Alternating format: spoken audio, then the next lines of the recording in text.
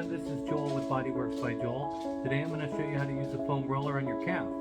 This is one of my most effective approaches to massaging my calf with the foam roller, and that is using height, leveraging my body weight, and it looks something like this. You have a table that's about waist high. You're going to place your leg up on top.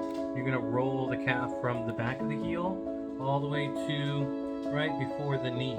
Okay, maybe even a couple inches before the knee. And you're just going to roll back and forth. Let me show you. So my table is set. My roller is on top. I'm going to place my leg on top, and we're just going to put pressure. And you can see on that midpoint where I'm kind of leaning my body back and forth and rolling my calf, that pressure is going to be right in that midpoint. If I find a point that's sore, I can roll back and forth on it.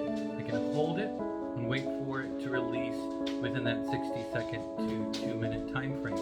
So again, we're rolling back and forth here. You want to focus more on, let's say, the Achilles tendon. Then it's pointing the toe and, below where that calf is, down to the heel. That's where you're going to give yourself most of that attention. Rotate to the side, rotate to this side, and we're good to go. Hey, that's enough. That's enough. Come on, guys.